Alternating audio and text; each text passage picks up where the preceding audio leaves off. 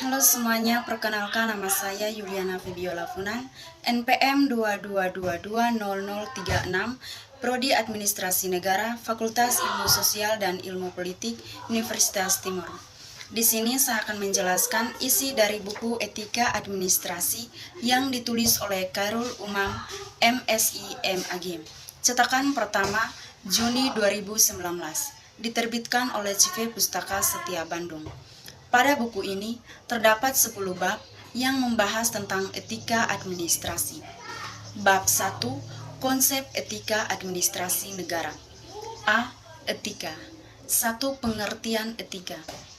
Etika berasal dari bahasa Yunani, yaitu ethos, yang berarti tempat tinggal yang biasa, padang rumput, kandang, kebiasaan, adat, watak, perasaan, sikap, cara berpikir. Adapun etika atau etikos yang berarti timbul dari kebiasaan, merupakan cabang utama filsafat yang mempelajari nilai moral. Dengan demikian, etika berarti ilmu tentang hal-hal yang biasa dilakukan atau ilmu tentang adat kebiasaan. 2. Sejarah dan perkembangan etika. Para ahli filsafat sebelum Socrates telah mempelajari etika, tetapi tidak satupun dari mereka yang menetapkan diri sebagai pengabdi bidang ini. Aristoteles pun telah mencoba untuk menyusun dan mewariskan himpunan masalah etika. Akan tetapi, pemikiran itu pun masih merupakan pemikiran yang dianggap asing. Immanuel Kant berpendapat bahwa masalahnya bukan berpangkal dari perbuatan dan tidak dari hasilnya.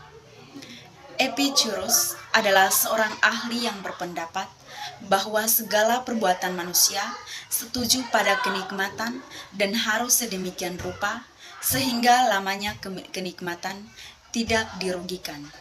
Oleh karena itu, ada kenikmatan mengakibatkan kesakitan dan kesengsaraan. Inilah yang kemudian dikenal sebagai etika. Yang ketiga, manfaat dan unsur pokok etika.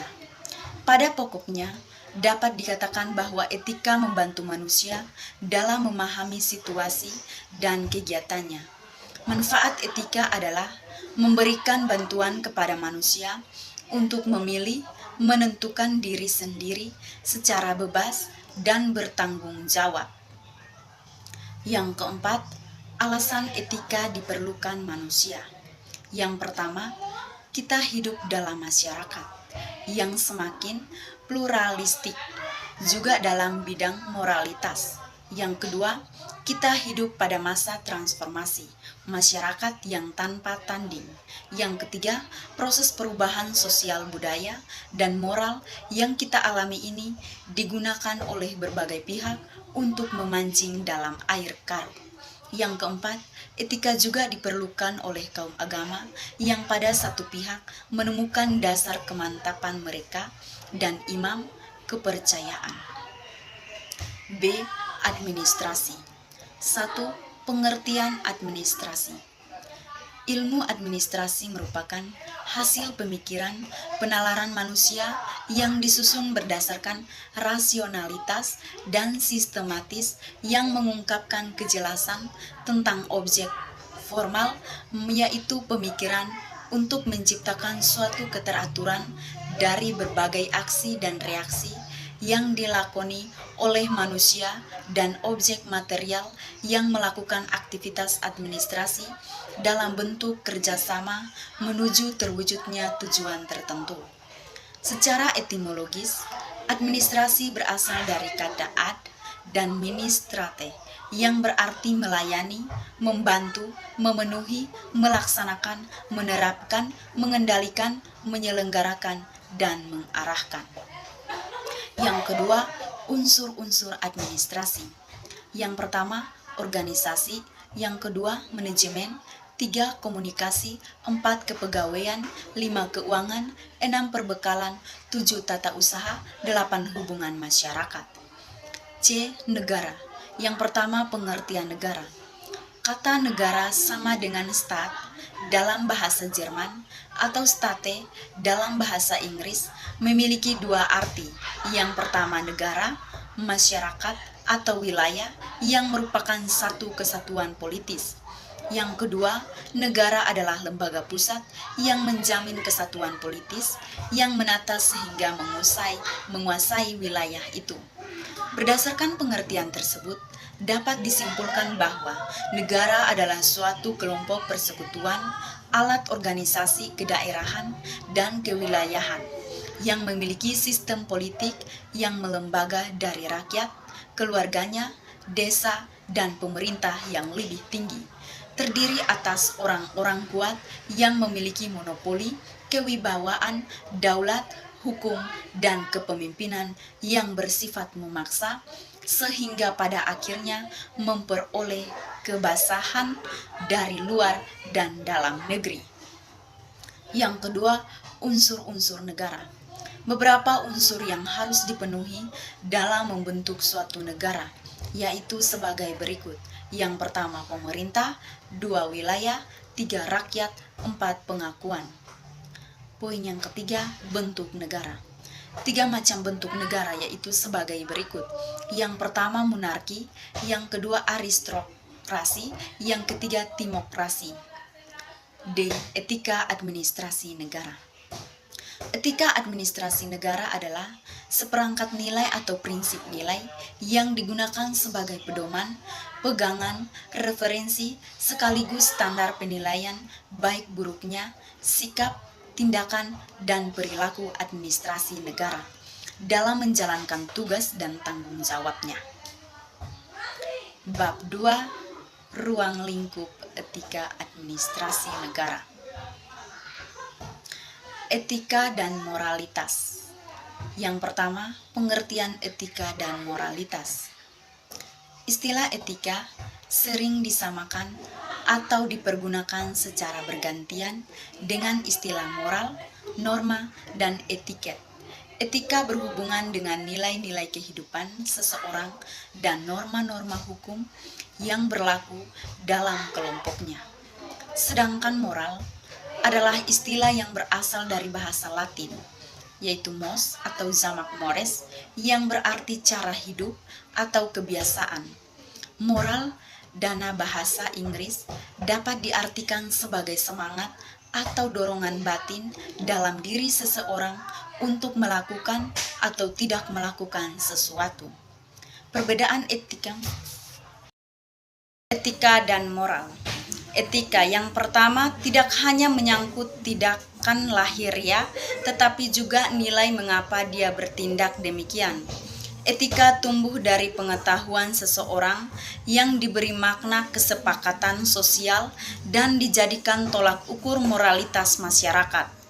Sedangkan moral menyatakan perbuatan lahiriah seseorang atau daya dorong internal untuk mengarah pada perbuatan baik dan sebaliknya. Bab 3, legitimasi kekuasaan negara. A. Pengertian legitimasi. Secara etimologi, legitimasi berasal dari bahasa Latin, yaitu lex, yang berarti hukum. Kata legitimasi identik dengan munculnya kata-kata seperti legalitas, legal, dan legitimasi. Dengan demikian, secara sederhana, legitimasi adalah kekuasaan suatu tindakan, perbuatan dengan hukum formal, etis, adat istiadat, maupun hukum kemasyarakatan yang telah lama tercipta secara sah. Pada prinsipnya, ada 3 kemungkinan kriteria legitimasi, yaitu yang pertama, legitimasi sosiologis, legalitas, dan legitimasi etis. Bab 4, etika dalam organisasi. A. Memahami etika dalam organisasi. Dalam konteks ini, etika organisasi adalah cara setiap orang merespon melalui praktik tentang struktur kompleks dan tanggung jawab organisasi yang baru dan tuntutan sosial yang harus diakui dan dikelola. Etika organisasi mengacu pada upaya organisasi untuk mengidentifikasikan misi dan nilai-nilai, menggambarkan nilai-nilai untuk permasalahan ini, dan mengelola berbagai tindakan untuk mempertahankan nilai-nilai tersebut.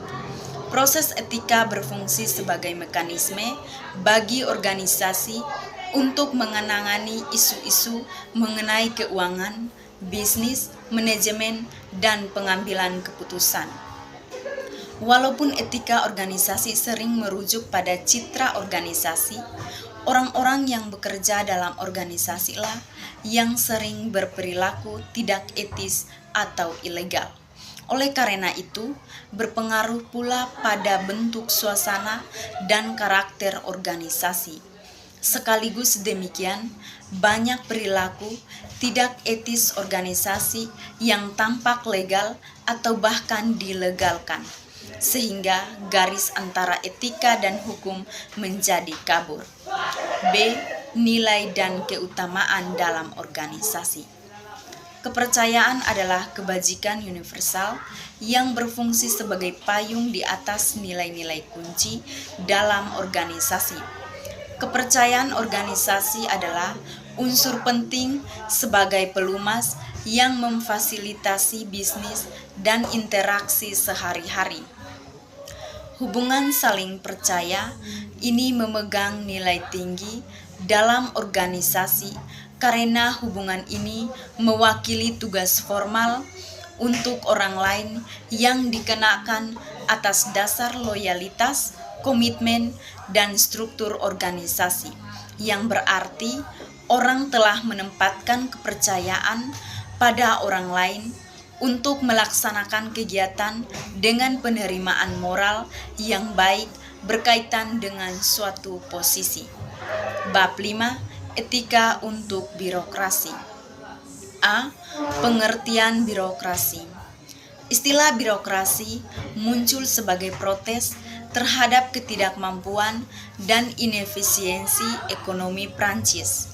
Max Weber memandang birokrasi sebagai istilah kolektif bagi suatu badan yang berdiri atas sekelompok pejabat yang pasti dan jelas pekerjaannya serta pengaruhnya dapat dilihat pada semua jenis organisasi. Birokrasi merupakan sebuah organisasi hierarkis formal dengan berbagai tingkatan tugas, tanggung jawab, dan wewenang yang dilegalisasikan antara individu, kantor, atau departemen yang diselenggarakan bersama oleh pemerintah pusat. Menurut para sosiolog dan antropologi, pengembangan organisasi birokrasi diperlukan untuk munculnya setiap peradaban modern. Secara teoritis, birokrasi adalah alat kekuasaan untuk menjalankan keputusan politik. Akan tetapi, dalam praktiknya, birokrasi telah menjadi kekuatan politik potensial yang dapat menjatuhkan kekuasaan. B. Birokrasi yang ideal. Menurut Joroamid Jojo, ciri-ciri birokrasi yang ideal yaitu sebagai berikut. Yang pertama, prinsip pembagian kerja. Yang kedua, struktur hierarkis. Yang ketiga, aturan dan prosedur. Yang keempat, prinsip netral birokrat, selalu mengutamakan profesionalitas, hak, dan kewajiban. Formalitas maka tidak dibenarkan bersikap korupsi, kolusi, dan nepotisme. 5. Penempatan didasarkan atas karier. Birokrasi murni artinya mengikuti tata tertib birokrasi tanpa ada sandaran. Birokrasi murni yaitu berkaitan dengan pelayanan administrasi yang baik, efektif, efisien, dan memuaskan. C. Asas-asas birokrasi dalam good governance. Asas-asas umum pemerintah yang baik menurut Wahyudi Kumorotomo dalam buku Etika Administrasi Negara adalah sebagai berikut. Yang pertama, prinsip demokrasi ini sama seperti berasas kedaulatan rakyat. Yang kedua, keadilan sosial dan pemerataan. yaitu kesejahteraan tercapai apabila tidak terjadi ketimpangan distribusi hasil-hasil pembangunan antara kelompok masyarakat kaya dan miskin, antara daerah atau wilayah geografis, antara perkotaan dan pedesaan. 3. Mengusahakan kesejahteraan umum. 4. Mewujudkan negara hukum. 5. Dinamika dan efisiensi. Selain itu, asas-asas umum pemerintah yang baik tercantum juga dalam Undang-Undang Nomor 28 1999 tentang penyelenggaraan negara yang bersih dan bebas dari KKN, yaitu yang pertama, asas kepastian hukum, yang kedua, asas tertib penyelenggaraan negara, yang ketiga, asas kepentingan, yang keempat, asas keterbukaan, yang kelima, asas proporsionalitas, 6. Asas profesionalitas, 7. Asas akuntabilitas. D. Peran dan penting etika birokrasi. Menurut Agus Dwianto, alasan birokrasi penting diperhatikan dalam pengembangan pemerintah yang efisien, tanggap, dan akuntabel, yaitu sebagai berikut.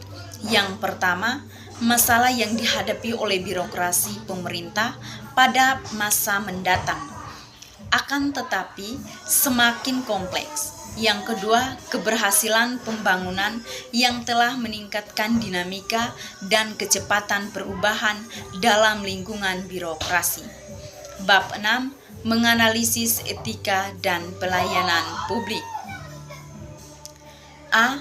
Definisi etika pelayanan publik.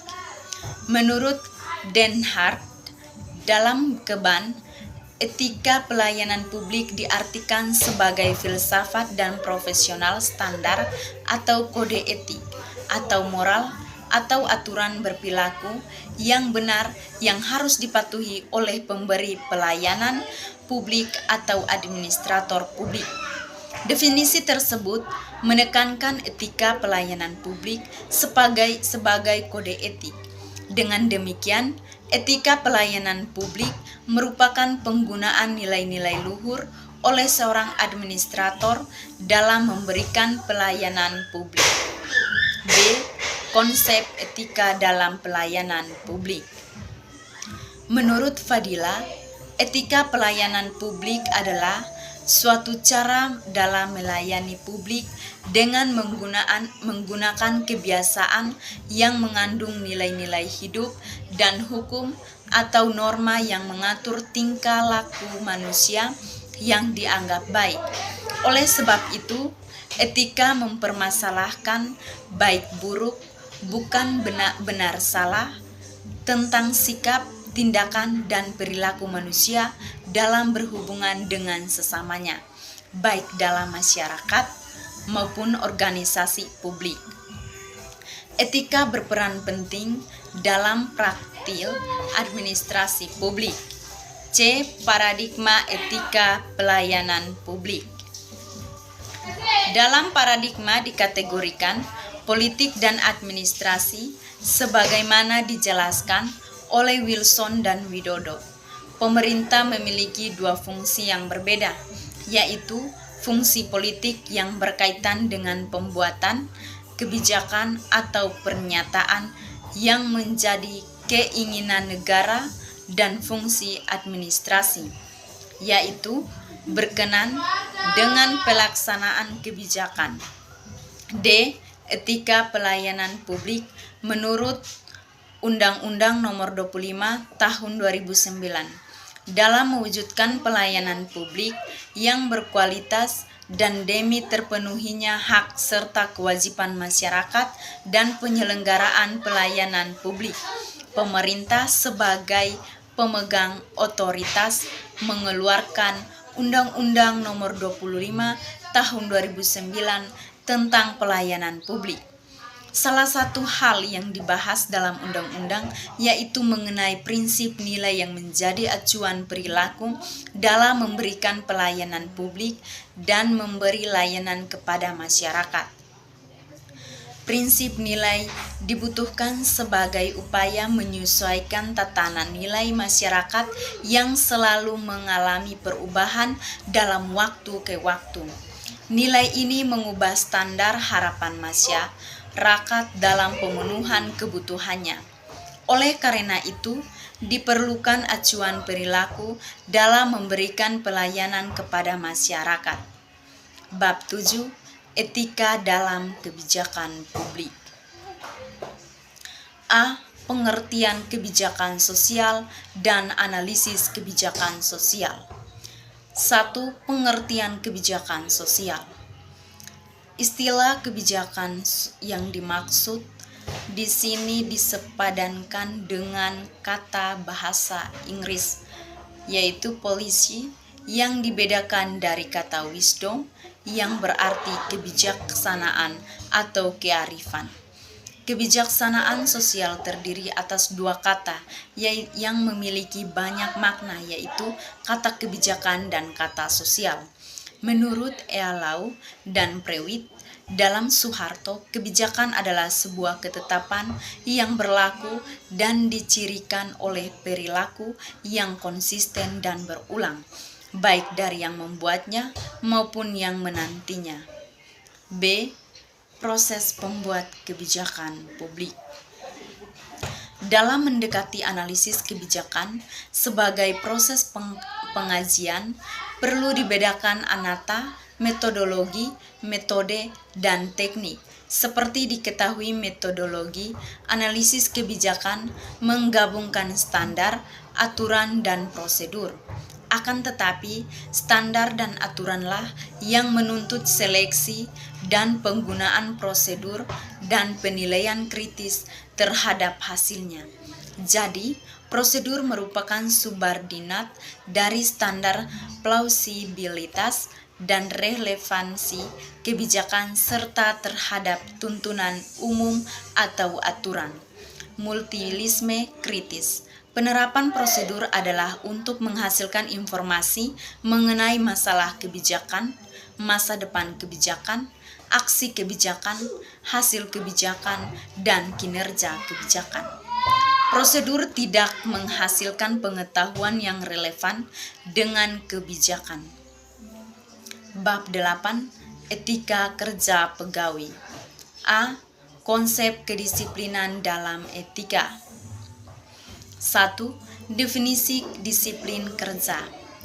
Disiplin berasal dari akar kata disiple yang berarti belajar. Disiplin merupakan arahan untuk melatih dan membentuk seseorang melakukan sesuatu lebih baik.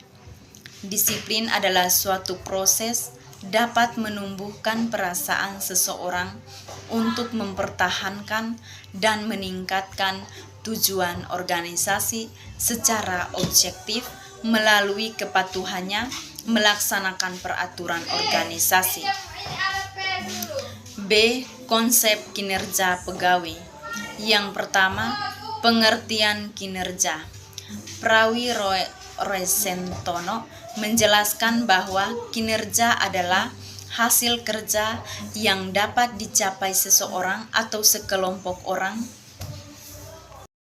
suatu organisasi sesuai dengan wewenang dan tanggung jawab masing-masing dalam upaya mencapai tujuan organisasi secara legal, tidak melanggar hukum, dan sesuai dengan moral dan etika. Yang kedua, faktor yang mempengaruhi kinerja organisasi. Yowono mengemukakan bahwa faktor-faktor yang dominan mempengaruhi kinerja organisasi meliputi upaya manajemen dalam menerjemahkan dan menyelaraskan tujuan organisasi, budaya organisasi, kualitas sumber daya manusia yang dimiliki organisasi, dan kepemimpinan yang efektif. Bab 9. Etika pemerintahan dan struktur organisasi. A. Struktur organisasi. Struktur organisasi mendefinisikan cara pembagian, pengelompokan, dan pengordinasian tugas pekerjaan secara formal. Menurut Robbins, unsur kunci yang harus disampaikan kepada manajer dalam merancang struktur organisasinya, yaitu spesialisasi, pekerjaan, departementalisasi, dan formalitas. B. Pandangan dalam menyusun organisasi. 1. Pandangan dasar teori klasik. Pandangan teori klasik tentang organisasi berdasarkan asumsi sebagai berikut. Yang pertama, organisasi ada terutamanya untuk menyelesaikan tujuan-tujuan yang telah ditetapkan. Yang kedua, bagi suatu organisasi ada struktur yang tepat bagi tujuan, lingkungan, teknologi, dan partisipasinya. 3. Spesialisasi akan meningkatkan taraf keahlian dan performa individu. Yang kedua, unsur kunci teori klasik. 4 kunci teori klasik, yaitu yang pertama, pembagian kerja, yang kedua, hierarki proses fungsional, yang ketiga, struktur, yang keempat, pengawasan yang ketat. C. Perencanaan sumber daya manusia dalam desain organisasi. 1. Pendahuluan. Banyaknya pelaku bisnis pada masa lalu dan pada masa kini yang berpedagang bahwa kesuksesan sebuah organisasi, bisnis atau perusahaan dan industri bergantung pada investasi dan aset yang dimilikinya. 2. Permasalahan yang terjadi. Tidak mudah memilih orang yang tepat untuk duduk pada satu posisi dalam organisasi pada masa transisi seperti ini, apalagi untuk menangani posisi yang sangat strategis bagi organisasi. 3. Landasan teori.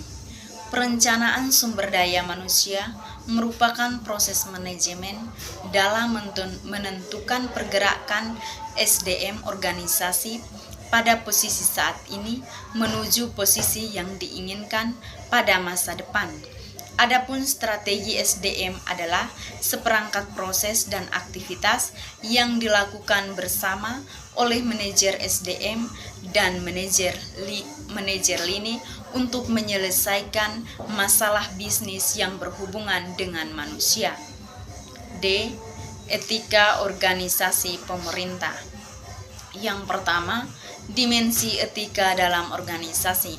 Dalam konteks organisasi, etika organisasi dapat berarti pola pikir, pola sikap dalam perilaku yang diharapkan dari setiap individu dan kelompok anggota organisasi yang secara keseluruhan akan membentuk budaya organisasi yang sejalan dengan tujuan ataupun filosofi organisasi yang bersangkutan. Yang kedua, etika dalam pemerintahan. Adanya etika diharapkan mampu membangkitkan kepekaan birokrasi atau pemerintah dalam melayani kepentingan masyarakat. Menurut Henry, tujuan hakiki dari setiap pemerintah di setiap negara adalah mengatur dan mengurus kepentingan masyarakat, warga negara yang bersangkutan. Bab 10. Etika bagi para birokrat. A. Etika kepegawaian. 1. Kode etika profesi pegawai negeri sipil atau PNS. Kode etik profesi pegawai negeri sipil merupakan nilai-nilai yang diyakini kebenarannya serta kebaikan yang ditimbulkannya. Apabila dapat diwujudkan dalam sikap dan perilaku seorang pegawai negeri sipil, baik dalam kedinasan maupun dalam kesehariannya di tengah masyarakat. Butir kode etik pegawai negeri sipil tercantum dalam peraturan pemerintah nomor 42 tahun 2004 sebagai berikut. Yang pertama, etika bernegara, yang kedua, etika berorganisasi, yang ketiga, etika bermasyarakat, yang keempat, etika terhadap diri sendiri, yang kelima, etika terhadap sesama PNS. B. Kode etik profesi. Pengertian profesi. Pengertian profesionalisme, profesional, badan profesi Profesionalisme adalah suatu paham yang menciptakan dilakukannya kegiatan kerja tertentu dalam masyarakat, bekal keahlian yang tinggi dan berdasarkan rasa keterpanggilan serta ikrar untuk menerima panggilan tersebut dengan semangat pengabdian, selalu siap memberikan pertolongan kepada sesama yang sedang mengalami kesulitan. Secara tradisional, ada 4 profesi yang telah dikenal, yaitu kedokteran, hukum, pendidikan, dan kependetaan. Dengan demikian, seorang profesional harus memiliki profesi tertentu yang diperoleh melalui proses pendidikan atau pelatihan yang khusus. 3. Watak profesional. Wibjo Soebroto menjabarkan profesionalisme dalam 3 watak kerja yang merupakan persyaratan dari setiap kegiatan pemberian jasa profesi dan bukan okupasi, yaitu sebagai berikut. Yang pertama, kerja seorang profesional beritikat untuk merealisasikan kebajikan demi tegaknya kehormatan profesi yang digeluti. Yang kedua, kerja seorang profesional harus dilandasi oleh kemahiran teknis yang berkualitas tinggi. Yang ketiga, kerja seorang profesional diukur dengan kualitas teknis dan kualitas moral, harus menundukkan diri pada mekanisme kontrol berupa kode etik yang dikembangkan dan disepakati bersama dalam sebuah organisasi profesi. C. Etos kerja dalam organisasi pemerintah. Pengertian etos kerja. Pengertian etos berkaitan dengan sikap moral. Dalam bahasa Latin, etos dimaksud untuk memberikan kaidah yang membimbing manusia, mengatur kelakuannya sehingga menjadi baik dan lurus. Toto Tasmara mengartikan etos sebagai suatu yang diyakini, cara berbuat, sikap, serta persepsi terhadap nilai kerja. Setelah saya menjelaskan isi dari buku Etika Administrasi, maka dapat disimpulkan bahwa etika merupakan instrumen penting dalam masyarakat untuk menuntut tindakan atau perilaku agar mampu menjalankan fungsi dengan baik dan dapat bermoral. Sekian dan terima kasih.